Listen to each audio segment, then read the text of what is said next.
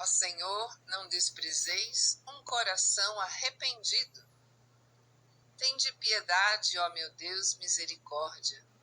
Na imensidão de vosso amor, purificai-me.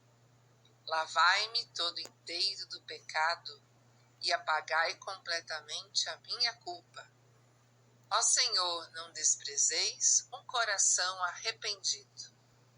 Eu reconheço toda a minha iniquidade.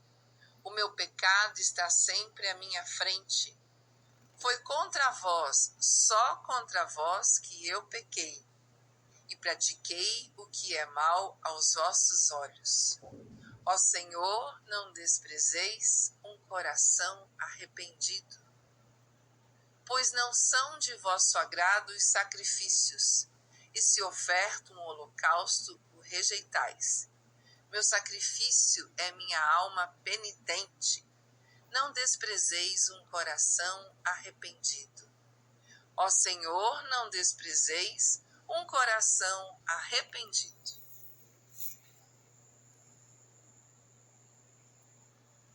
Proclamação do Evangelho de Jesus Cristo segundo Mateus.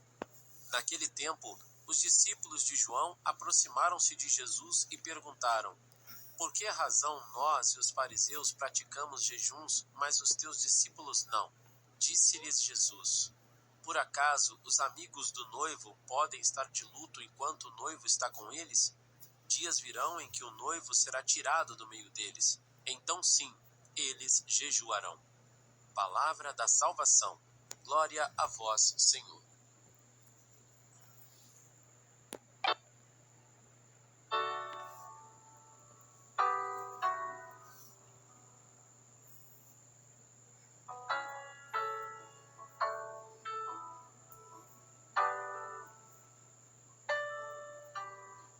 Em nome do Pai, do Filho e do Espírito Santo. Amém. Dias virão em que o noivo será tirado do meio deles. Então, sim, eles jejuarão. Palavra da salvação. Glória a vós, Senhor. Irmãos e irmãs, dentro deste tempo da quaresma, hoje sexta-feira, dia penitencial, não tem a diferença, né? O tempo da quaresma é um tempo penitencial, a sexta-feira, um dia penitencial, mas que não se resume ao tempo da quaresma. Todas as outras sextas-feiras do ano, tirando os dias de solenidade e também da oitava pascal, que não são, que se cair na sexta-feira não é penitencial, mas o dia penitencial, sexta-feira, é sempre, independentemente do tempo da quaresma. E nós nos colocamos diante deste evangelho que nós escutamos no dia de hoje. Podemos dizer que chegamos no tempo em que o noivo nos foi tirado deste mundo, mas aguardamos já o encontro definitivo com o Senhor. Então, irmãos e irmãs, tendo chegado a essa conclusão, agora sim podemos participar da pergunta dos discípulos de João Batista. E que pergunta foi essa? Por que razão nós e os fariseus praticamos jejuns, mas os teus discípulos não? Por que razão? Vejamos que existem diferenças de motivação entre o jejum dos discípulos de João Batista e dos fariseus para também o futuro jejum dos discípulos de Jesus. Então, diferenças de motivação. A motivação do jejum dos discípulos de João Batista, irmãos e irmãs, era principalmente voltada ao arrependimento e preparação para a vinda do Messias. E esses discípulos terão contato ali com o Messias, a primeira vinda neste mundo. A motivação do jejum dos fariseus era cumprir a regra pela regra. Então, uma motivação para os discípulos de João Batista e agora outra motivação para o jejum dos fariseus, que é a regra pela regra. Nós, às vezes, caímos também nessa armadilha.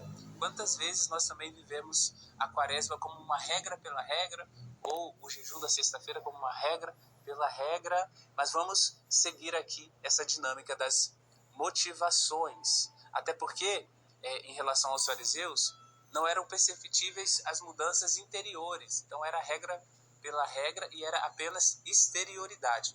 Tanto que Jesus os chamava de sepulcros caiados. Jesus chamava assim os fariseus. Devemos ter cuidado, porque às vezes esse grito é em relação a nós também. Talvez sejamos esses fariseus que Jesus chama de sepulcros caiados no Evangelho. Ou seja, era bem enfeitado na aparência, então era beleza assim por fora, mas por dentro estavam cheios de podridão. Então, aparentemente, ali, figura de piedade, de piedoso, mas por dentro, todo podre. E nós, que somos discípulos de Jesus, jejuamos por que motivos? Jejuamos agora que o noivo nos foi tirado, porque queremos ser participantes daquela mesma alegria que motivava os discípulos enquanto estavam na presença do Mestre. Então queremos ser participantes da alegria dos discípulos, participantes da alegria de fazer jejum por amor ao Mestre. O jejum nos faz recordar sobre as realidades mais essenciais e sobre o que realmente importa. Então, nos faz recordar que o essencial não é só o alimento para este mundo, mas o alimento para a vida eterna. Nós que participamos da Santa Missa diariamente, nós recebemos este alimento espiritual que impulsiona a nossa vida e nos faz crescer espiritualmente. Sobre você, desça e permaneça a bênção do Deus Todo-Poderoso, Pai, Filho e Espírito Santo. Amém.